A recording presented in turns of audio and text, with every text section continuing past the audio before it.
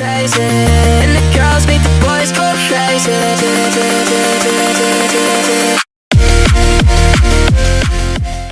Hello, I am potentially foregoing the sweeter, light-hearted summery reads that you naturally tend to gravitate towards this time of year. And so here is a little list of 8 books on my TBR that I want to absolutely destroy my summer holidays. I have a mixture of the gothic, the creepy, the eerie. You have one that is more chill, light-hearted and sweet, just to break up some of the heavier reads. But they all tend to have some sort of theme of the gothic or characters you would see in more haunting, horrifying stories. So we're going to start off with one that I believe the Kickstarter for it has just gone live, if I remember correctly. And this is The Daughters of Usher Isle by Emily West. This is her new gothic horror, but it's more ambient and atmospheric in tones. It's not going to give you the frights and the terrors of the jump scares. And it's inspired by the fall of the House of Usher, set in a coastal kind of seaside town. It sounds perfect, and I thought it would be a perfect addition to this list. Up, I have This Vicious Hunger by Francesca May. This is a gothic fantasy that focuses on intoxication, obsession, and the desperate hunger for knowledge, no matter the cost. It sounds right up my street and just the kind of ambience that I'm hoping to craft for the heat wave that we're in. I'm wanting to feel cool. I want to feel chills. I want to feel on the edge of my seat. I want to feel the utmost distraction from this unbearable heat that my fleshy tomb is captured within. This one initially follows Thora, who is on the verge of being destitute and cast out of her home after her husband passes away, when she is given the opportunity from a family friend to come and study botany under a very prestigious, profound professor. It is described as a queer gothic fantasy, and again, I'm hoping it's going to give me all the vibes that I'm after. Another book on this list is from one of my current reads. This is Thorns in the Hollow by Laura Purcell. This is the first Laura Purcell book I've read, and I'm about 140 pages or so into it at the minute, and I'm really enjoying it so far. It's very atmospheric. It's very lush with descriptions of the woodland. And to be honest, I don't have the most solid synopsis to give you for this, because I'm even this far in, I'm still kind of figuring out what it's about. We seem to have the big house, the estate, where the wealthy family live, and one of our main protagonists is from that house. She's Tabitha, who is due to be wed to hopefully keep the house within the family so that she can stay living at the place that she loves the most.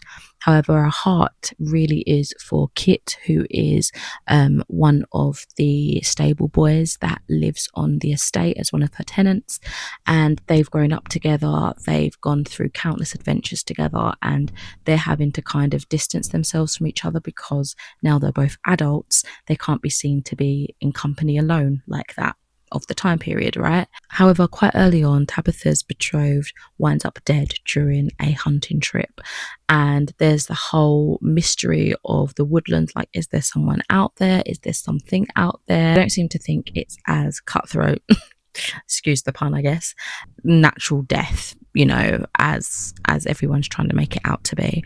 So it seems to be part mystery, part kind of gothic romance, I guess.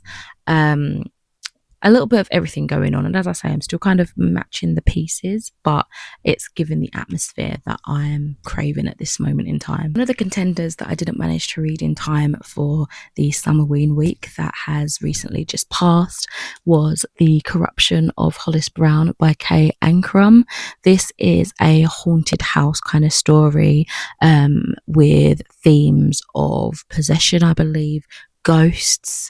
Our main character is trying to uncover this house's secrets with the help of the ghost that's residing there. And I believe there is a queer romance that blossoms between two of our main characters, and it sounds fantastic. I am really hoping to dive into this relatively soon, because I feel like at this point it's been on a couple of my TBRs, and as you can see, it is a library book, so I do need to return it shortly. I have a Riley Sager book on this list. I haven't read any Riley Sager before, and I thought this one would be the most intriguing to me when I was having a little peruse. I think I got this at a book warehouse. They do like weekends where you can go and get heavily discounted books. This one screamed to me out of this collection of books, and this is The House Across the Lake. So we've got that body of water again, sort of more specific to the theme of beach reads, because we are immersed around a lake, which is very fitting. This one seems to have secrets hidden beneath the water. Our main character, Cassie, decides to vacate to her family lake house just to get some peace and quiet and to mourn in her own way for her late husband. However, she can't help but be mesmerized by the couple that are residing just across the lake.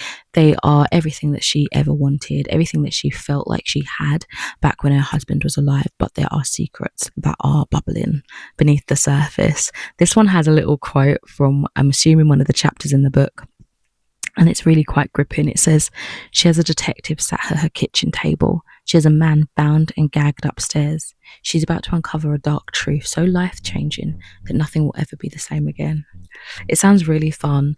Again, I'm in the mood for like a thriller, a darker story, a darker narrative, and I think this could potentially give this. So yeah, what better time than now to pop it on this little book list. To break up some of the heavier, darker reads, I have this really cute webtoon that was picked for a traditional publisher, and this is volume 1 of Hooky by Miriam Bonestray. This is really cute. It follows twin witches who are kind of shunned and expelled after missing the bus to school. Something must have happened because now they're wanted.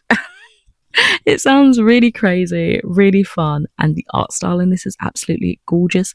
I have volume 2 as well, so I can hopefully jump in relatively soon after picking this one up, but it'll be a nice palette cleanser, some fantasy, whimsy, fun, that obviously keeps in theme because we are following like a magical character within the witches that, you know, have their light and dark sides as everything in this universe and beyond. I remember buying this book so long ago, and every now and then the cover just pops into my head because it is gorgeous. This is an indie publishing, I do believe. This is Milkshakes for the Almost Dead by Lulu Wood, and it is the first book in the Girls and Monsters trilogy. I can't remember exactly what it's about, and it doesn't have like a specific synopsis at the front of it, but it does have another little snippet of the story within it, so let's give you that. A monster thought he'd got me. He thought I was so lonely I'd go along with anything. He thought he could steal my life and I'd let him because I wasn't paying attention, because I was just a silly young girl. He was wrong. It looks gorgeous, and that back part is very captivating. It definitely intrigued me. I obviously knew what it was about back when I bought it years ago, but it's since dropped out of my head, so I'm thinking maybe just going straight into this one and seeing what I find. This one is the last book on this list. This is How to Survive a Horror Story by Mallory Arnold, and it sounds like so much fun. It sounds like Agatha Christie, but more creepy. So we are following a group of writers that are invited to this very prestigious writer's last will and testament. They all got some sort of relationship to the recently deceased, and they're all expecting some cut of the fortune. However, when they go there, they're actually invited to play a game. It's kind of like an escape room of a game where they have to figure out riddles and clues and get to the next room, get to the next part of this game. And if they don't, they'll end up being given to the house, because this house seems to have been made on the bones of the deceased's family line, and it's very hungry. So I'm thinking it's actually going to have horror elements, as well as that thriller kind of whodunit vibe that it kind of gives. But Yeah, it sounds like so much fun. So, my friends, those are the 8 books that I'm thinking will be perfect for this anti-beach read vibe. Let me know if you've got any books on your radar that you think could be perfect for this time of year. That isn't the most traditional vibe and theme for a summer holiday. I would love to know. I'd love any further recommendations as always. And of course, I thank you for watching today's video. See you soon. Bye. And if you really want it all